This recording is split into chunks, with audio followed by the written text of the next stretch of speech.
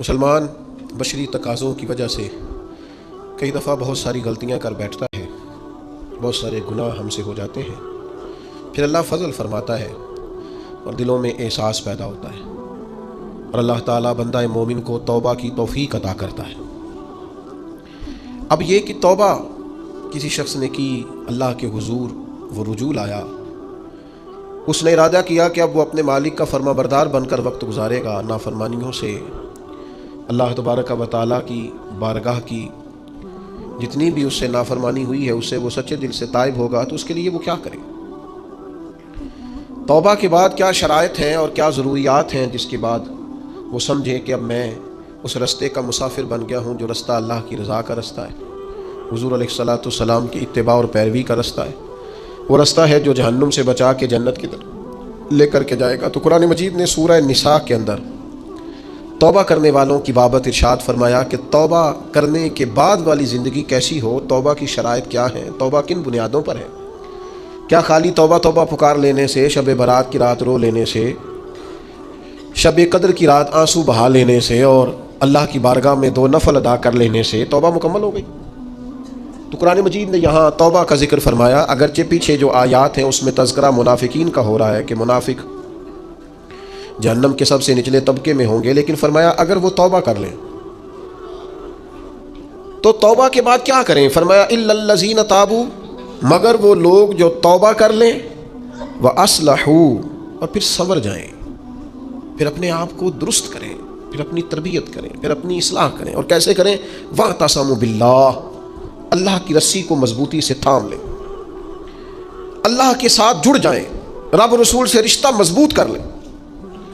اور اس مضبوطی کا رنگ کیا ہوگا؟ فرمایا وَأَخْلَصُوا دِينَهُمْ لِلَّهِ، اپنا دین خالص اللہ کے لیے کر لیں، اس میں لوگوں کو دکھانے کا، اس میں دنیا داروں کو راضی کرنے کا، اس میں تصنع کا، بناوٹ کا کوئی شائبہ نہ ہو۔ وَأَخْلَصُوا، خالص کر لیں اپنا دین، کس کے لیے؟ للہ، اللہ کے لیے اپنا دین خالص کر لیں۔ یہ شرائط بتائی جا رہی ہیں، توبہ کے بعد کی زندگی بتائی جا رہی ہے۔ ایک توبہ کریں، پھر اپنی اصلاح کریں، اپنی تربیت کریں، اپنے اندر سے کمزوریاں دور کریں۔ وَاعْتَصَمُوا بِاللَّهِ، اللہ کی رسی کو مضبوطی سے تھام لیں۔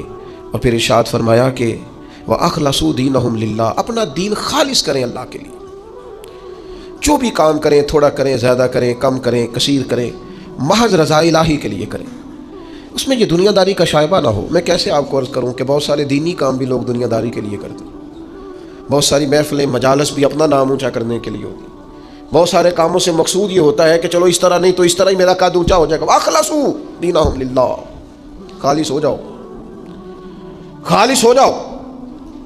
نبی کریم صلی اللہ تعالیٰ علیہ وسلم نے فرمایا تو مخلص ہو جا، تیرا تھوڑا عمل ہی تجھے کفایت کر جائے گا، تھوڑا عمل ہی زیادہ ہو جائے گا، اللہ تعالیٰ فضل کر دے گا، پر شرط یہ ہے کہ تو مخلص ہو، خالص ہو جا۔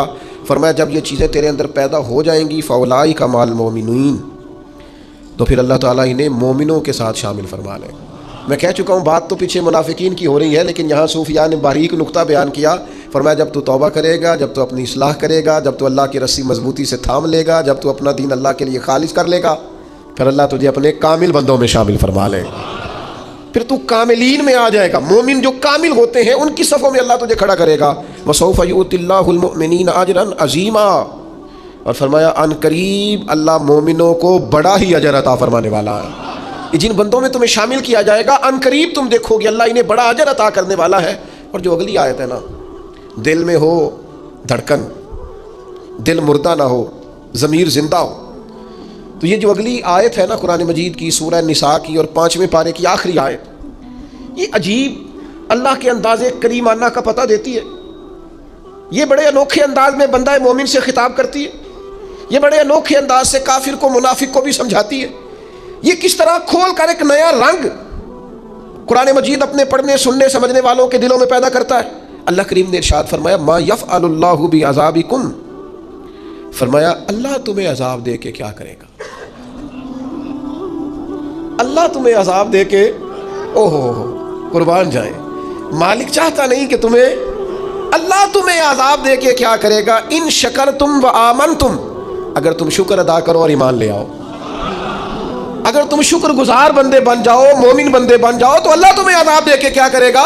रब तुम्हें अजाब देना चाहता नहीं है, वो करम करना चाहता है, वो अताएं करना चाहता है। दो ही मुतालबे, एक ये कि उसके शुक्रगुजार बनो, और एक ये कि मोमिन कामिल बनो।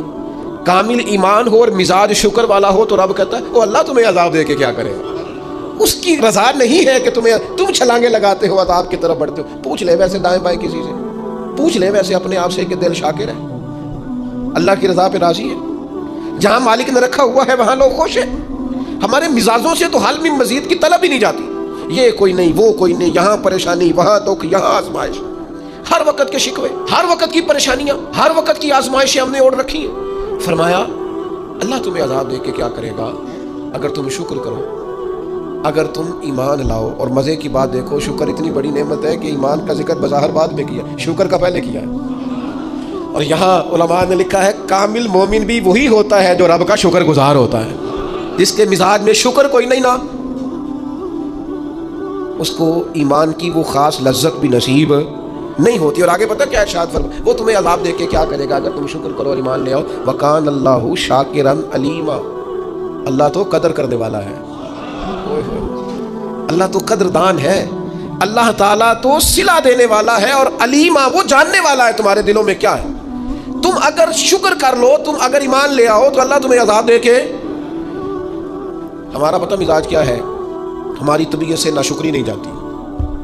हमारे मिजाजों में ना एक बात पैदा हो गई है कि मैं दुखी हूँ, फलाना मुझसे बड़ा अच्छा है, इसने ना हमें मुस्तरिब कर दिया है, बेचैन कर दिया है। दुख है क्या? दुख है क्या? दरवेश कहते हैं दुख यही है, तेरी मर्जी और है, रब की मर्जी और है। जब तेरी और रब की मर्जी एक हो जाए फिर दुख होता ही कोई नहीं, फिर सुख ही सुख है। जहाँ रब रखे तू शुक्रगुजार हो जा तो तू सुखी है। दुख ये है कि तू कहता है जो अल्लाह ने किया है शायद माज़ अल्लाह वो ठीक ये होना चाहिए था। तो याद रखने की बात है, समझ लें इसको। तौबा के बाद जो अपनी ज़िंदगी है उसको किस तरह गुजारना है उसे समझें। आ गई शब बारात, सारी रात रोएंगे मुसलमान, फिर क्या बदल जाएंगे? फिर सवेरे झूठ खत्म होगा माशरे से, लाखों जो इकट्ठे होकर एक जगह पे तौबा करेंगे तो क्या फिर मिलावटें खत्म हो जाएंगी, रिश्वतें खत्म हो जाएंगी, बददियानतियाँ खत्म हो जाएंगी, माँ बाप की नाफरमानियाँ खत्म हो जाएंगी? क्या माना है रोने का? तौबा का माना क्या है? ओ भाई मिजाज को समझे, दीन की हकीकत को समझे।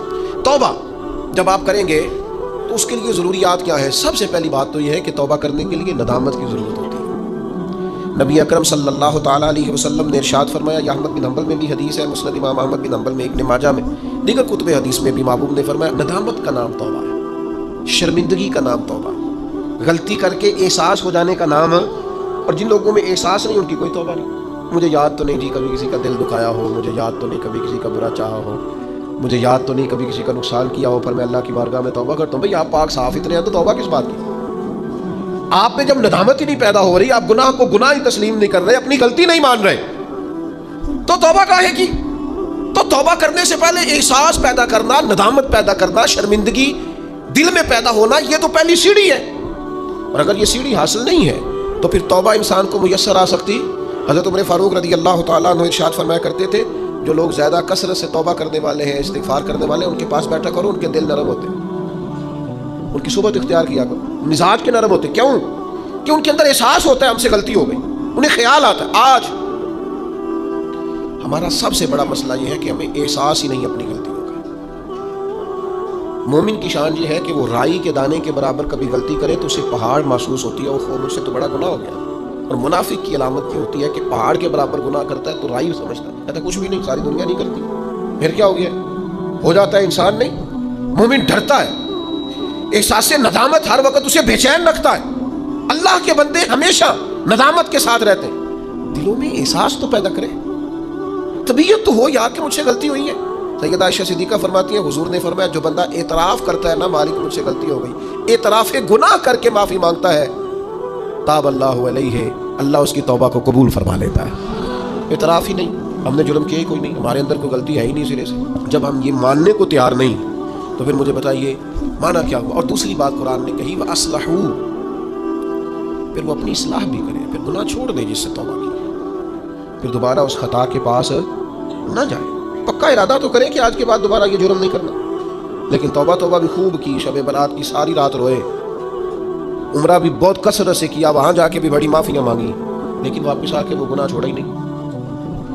وہ جس غلطی کی توبہ کی تھی اس کی اصلاح ہی نہیں کی, اپنے آپ کو بدلا ہی نہیں. تو بھائی بچہ چھٹیاں کر کے آتا ہے, استاد کہتا ہے میں تمہیں کلاس میں نہیں رکھوں گا, یہاں سے نکل جاؤ. تو وہ طالب علم کہتا ہے کہ استاد جی آئندہ چھٹی نہیں کروں گا, آئندہ چھٹی مجھے معاف کر دیں, میں آئندہ غیر حاضری. یہ کیا ہے؟ یہ اس کی توبہ ہے. اگر وہ کہیں کہ جناب آپ معاف بھی کر دیں پر اگلے ہفتے 2 چھٹیاں میں نے دوبارہ بھی کرنی ہے, تو استاد رکھ لے گا. تو اسے کہیں گے تو فارغ ہے. وہ یقین دلاتا ہے, پھر اپنی اماں سے سفارش کراتا ہے, فون کراتا ہے, ابا جی کا فون کراتا ہے, گھر سے وہ کسی سفارشی کو لاتا ہے, کہتا ہے جناب یہ مہربانی کریں, یہ میں